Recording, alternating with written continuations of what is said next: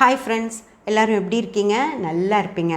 பேசும் கிரகங்களிலிருந்து உங்கள் நித்யா ராஜேந்திரன். ஃப்ரெண்ட்ஸ், ஒரு முக்கியமான விஷயத்தை பற்றி உங்ககிட்ட சொல்லணும் அப்படின்னு தான் இந்த பதிவு. எனக்கு கோயம்புத்தூர்லேருந்து பாரதி அப்படின்னு சொல்லி ஒரு பொண்ணு கூப்பிட்டுருந்தாங்க. அவங்க பிறந்து வளர்ந்தது எல்லாமே கோயம்புத்தூர் தானா. இது படித்து முடித்ததும் நல்ல வசதியான குடும்பத்தை சேர்ந்த பொண்ணு.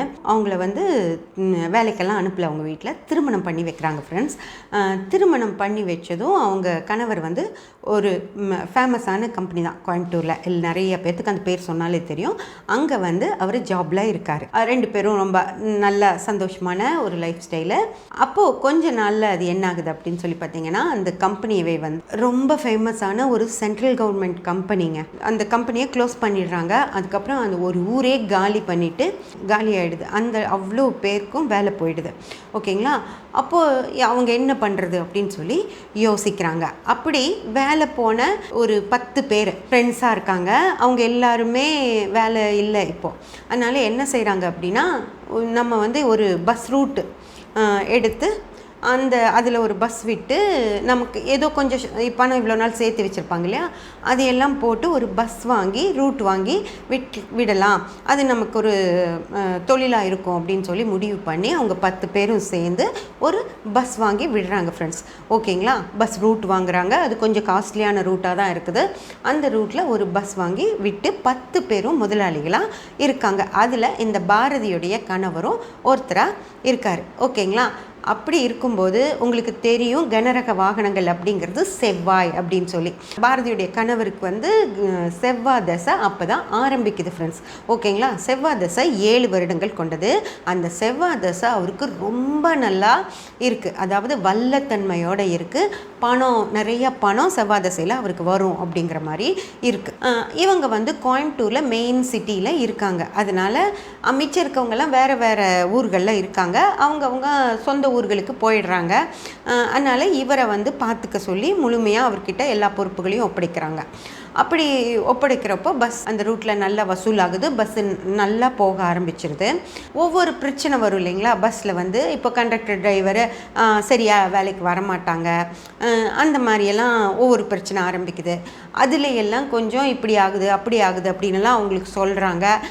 இவர் சொல்கிறாரு, அவர் தானே பார்த்துக்கிறாரு. அப்போ அவங்க ஒவ்வொருத்தராக வர்றப்பெல்லாம் வர்றாங்க, பார்க்குறாங்க. ஆமாம், இந்த பிரச்சனை, இவங்களுக்கு சம்பளம் ஜாஸ்தி கொடுத்து வர வச்சேன், அந்த பையனுக்கு கொஞ்சம் அட்வான்ஸ் எல்லாம் கொடுத்து தான் நான் வச்சுருக்கேன் அப்படின்லாம் ஒவ்வொன்றா சொல்கிறாரு. அந்த மாத கணக்கு பார்க்கும்போது பாரு, இவங்களுக்கு அட்வான்ஸ் கொடுத்துருக்கு, இவங்களுக்கு இவ்வளோ செலவு பண்ணியிருக்கு, அவங்க குடும்பத்துக்காக இந்த காசு செலவு பண்ண வேண்டியதாகிடுச்சு, காய்ச்சல் அந்த மாதிரி அவங்களுக்கு வரும்போது அதெல்லாம் கவனிக்க வேண்டியதாகிடுச்சு அப்படின்னு சொல்லி ஒரு பணம் அவங்க எடுக்கிற பணத்தை இவ்வளோ போயிடுச்சு அப்படின்னு சொல்கிறப்போ அவர் அந்த ஒரு பங்குதாரர் என்ன சொல்கிறாருன்னா, என்ன இப்படியெல்லாம் செலவானா நான் இவ்வளோ வரும் அப்படின்னு நினச்சி தானே நான் பணம் போட்டிருக்கேன், இப்படியெல்லாம் செலவானா நான் எப்படி இதையெல்லாம் ஏற்றுக்க முடியாது, எனக்கு இது வேண்டாம், நீங்கள் என் பணத்தை திருப்பி கொடுத்துருங்க அப்படின்னு சொல்லி சொல்கிறார். ஓகேங்களா? அப்போது இவங்களுக்கு கொஞ்சம் சிரமமாக தான் இருக்குது. ஆனாலும் இப்படி கொஞ்சம் குடைச்சல் கொடுக்குறவர் வேண்டான்னு சொல்லி அந்த 9 பேரும் சேர்ந்து பணத்தை கொடுத்து அவரை செட்டில் பண்ணுறாங்க. ஃப்ரெண்ட்ஸ், அதுக்கப்புறம் அந்த பஸ்ஸில் ஏறின ஒரு பாட்டி, அவங்க உட்கார இடம் இல்லாததுனால கம்பியை பிடிச்சி நிற்க முடியாமல் அவங்க தடுமாறி பஸ்ஸு ஓடிட்டுருக்கப்பவே உருண்டு பஸ்ஸை விட்டு வெளியே விழுந்துடுறாங்க. ஃப்ரெண்ட்ஸ், ஏறுற வழியாக பஸ்லேருந்து கீழே விழுந்துடுறாங்க. கீழே விழுந்து அவங்களுக்கு அடிபட்டு காயமாகி அவங்கள ஹாஸ்பிட்டலில் சேர்த்து பார்த்து அவங்க ஹாஸ்பிட்டல்லேருந்து திரும்பி வர்ற வரைக்கும் எல்லாமே கவனித்து எல்லாம் பண்ண வேண்டியதாகிடுது. அது போலீஸ் கேஸ் ஆகுது. அதையெல்லாம் சரி பண்ணி அவங்களுக்கு ஒரு அமௌண்ட் கொடுத்து செட்டில் பண்ணி எல்லாம் பண்ணுறப்போ அது பெரிய செலவாக ஆயிடுது.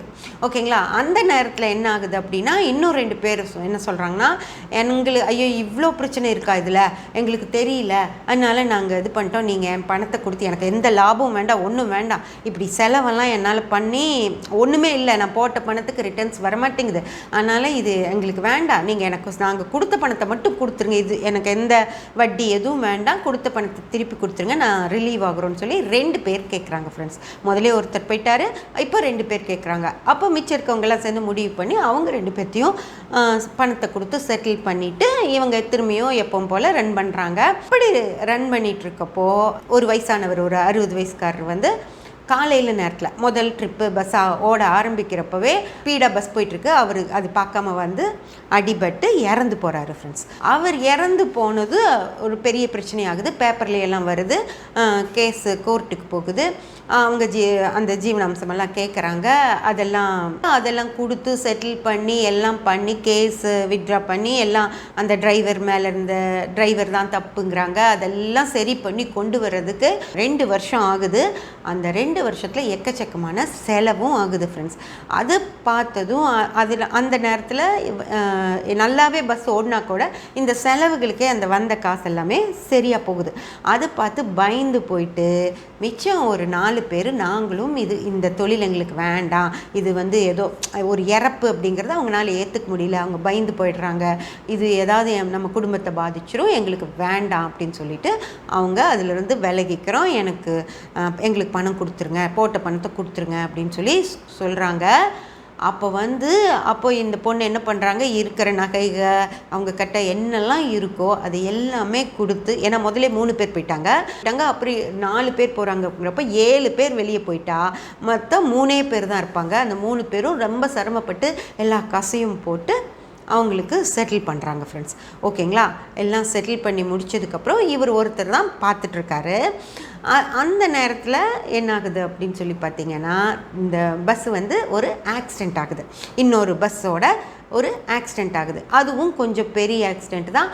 அதில் பார்த்திங்கன்னா அந்த சைடில் உட்காந்துட்டு இருந்த இந்த ஒரு பக்கமாக பார்த்து உட்காருவோம் இல்லையா, டிரைவருக்கு ஆப்போசிட்டில், அங்கே உட்காந்துட்டு இருந்த ஒரு 5-6 பேருக்கு ரொம்ப அடிபட்டுருது. அப்போ வந்து பஸ் ரொம்ப கூட்டமாக போக ஆரம்பிச்சிருச்சு ரூட்டில். அது நல்ல பஸ் ஆகிடுச்சு, நிறைய கூட்டம் ஏறுது. அப்போ நிறைய பேர் நின்றுட்டு இருந்தவங்க எல்லாத்துக்குமே அடிபட்டு அது மிகப்பெரிய ஒரு செலவாக வருது. ஓகேங்களா, அந்த செலவெல்லாம் வரும்போது இவங்க யாருனாலையும் சமாளிக்கவே முடியாது அப்படிங்கிற நிலைமை வரப்போ இவங்க எல்லாருமே விட்டுறலாம் அப்படின்னு நினைக்கிறாங்க. அப்போது வந்து இவங்க பாரதி தான் சொல்கிறாங்க, இல்லை அது ஒன்றும் இல்லை, அப்படி தான் ஆக தான் செய்யும், பஸ்ஸுன்னு இருந்தால் அப்படி தான் ஆகும், நம்ம எடுத்துக்கலாம், அவங்க 2 பேர்த்துக்கும் செட்டில் பண்ணி அனுப்பிடுங்க அப்படின்னு சொல்லி அப்போது கடனோ ஏதோ லோன் எல்லாம் போட்டு அவங்களுக்கு செட்டில் பண்ணுறாங்க ஃப்ரெண்ட்ஸ். கொஞ்சம் பெரிய அமௌண்ட் தான். அந்த விபத்துலேயும் எல்லாம் சரி பண்ணி அவங்களுக்கும் எல்லாம் செட்டில் பண்ணி அனுப்புகிறாங்க. ஓகேங்களா, அனுப்புகிறப்போ செவ்வாய் திசையில் முதல் 4 வருடங்கள் முடிஞ்சு போகுது. அப்போது பஸ்ஸு வந்து முழுமையாக அவங்க கைக்கே வந்துடுது.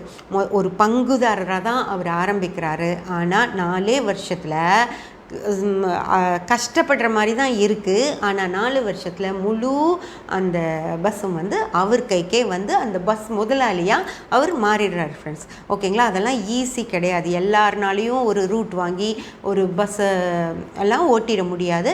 ஆனால் ஒரு சாதா குடும்பத்தை சேர்ந்தவங்க தான் அவங்க, அதாவது கஷ்டமில்லாத வாழ்க்கை வாழ்கிறவங்க, அவங்க ஒரு பஸ் ஓனராக மாறிடுறாங்க ஃப்ரெண்ட்ஸ். பஸ்ஸு வந்து முழுமையாக இவர் கைக்கு இவர் பேரில் முழுமையாக வந்ததுக்கப்புறம் பார்த்தீங்க அப்படின்னா எந்த வித பெரிய ஒரு சின்ன சின்ன ஆக்சிடென்ட்ஸ் ஆக தான் செய்யும் பஸ்ஸுன்னு இருந்தால் சின்னதாக அதாவது. ஆனால் பெருசாக அந்த ஒரு இறப்பு நடந்த மாதிரியோ இல்லை ஆக்சிடெண்ட் ஆகி நிறைய பேருக்கு அடிபட்ட மாதிரியோ அந்த மாதிரியெல்லாம் எதுவும் ஆகாமல் சின்னதாக ஏதாவது முட்டிடுறது, ஏதோ பஞ்சர் ஆகிடுறது, அந்த மாதிரி சின்னதாக தான் ஆகுது. அந்த செவ்வாய் தசை முழுமையாக முடிகிறப்போ அவர் வந்து இன்னொரு பஸ்ஸு வாங்குகிற அளவுக்கு சம்பாரிச்சிட்றாங்க ஃப்ரெண்ட்ஸ். ஓகேங்களா, அப்படி சம்பாரித்து அந்த செவ்வாய் தசை முடியும் போது அவங்க 2வது பஸ் வாங்கி ஓட்ட ஆரம்பிக்கிறாங்க. ஆனால் இன்றைக்கி வந்து பாரதி கூப்பிட்டது வந்து திருமணத்துக்காக தான் கூப்பிட்ருந்தாங்க. அவங்க பொண்ணோட திருமணத்துக்கு மாப்பிள்ளை பார்க்குற விஷயமாக தான் கூப்பிட்ருந்தாங்க. ஆனால் அவங்கக்கிட்ட பேசினப்போ இந்த மாதிரி நடந்துச்சு மேடம் ஒரு டைமில் அப்படின்னு சொன்னாங்க. அதை வந்து நான் போட்டு பார்க்குறப்போ கரெக்டாக அவங்க செவ்வாய் திசையுடைய ஆரம்பத்தில் இந்த பஸ்ஸு வாங்கியிருக்காங்க. எல்லோரும் சேர்ந்து என்ன பண்ண போகிறோன்னே தெரியல. கரெக்டாக செவ்வாய் ஆரம்பிக்கு தான் அவங்களுக்கு ஒரு கம்பெனி க்ளோஸ் பண்ணிடுறாங்க, வெளியே வர்றாங்க. நாளை அடுத்த மாதம் சம்பளம் கிடையாதுங்கிற நிலைமையில் வெளியே வர்றாங்க. எல்லோரும் உட்காந்து பேசுகிறாங்க, பஸ்ஸு வாங்குகிறாங்க, எல்லோரும் விட்டுட்டு போயிடுறாங்க. அந்த பஸ்ஸுக்கு அவர் ஓனர் ஆகுறாரு.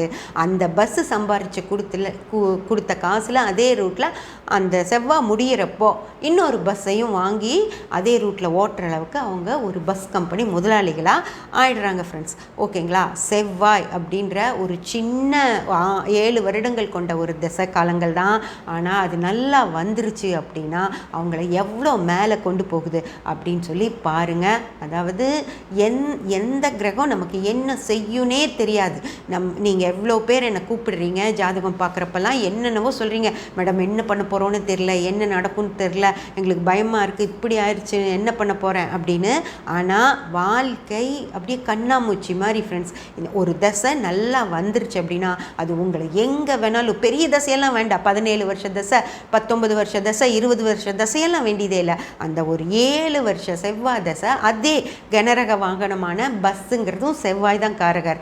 அந்த அதோட தன்னோட காரகத்துவத்தாலேயே அது ஒரு பங்குதாரராக இருந்தவரை ஒரு முதலாளியாகவே ஆக்கி அந்த செவ்வாய் தசை முடிஞ்சு போகும்போது அது அவங்கள ஒரு பஸ் கம்பெனியே வைக்கிற அளவுக்கு, 2வது பஸ் வாங்கிட்டாங்கன்னா 2 பஸ்ஸும் சேர்ந்து சீக்கிரமாக இன்னொரு பஸ் வாங்க வச்சிரும் இல்லைங்களா. அப்போது ஒரு பஸ் கம்பெனியை ஓனராகவே அவரை செவ்வாய் மாற்றி விட்டுட்டு போகுது ஃப்ரெண்ட்ஸ். அதனால் என்ன வேணாலும் உங்கள் ஜாதகம் செய்யும்.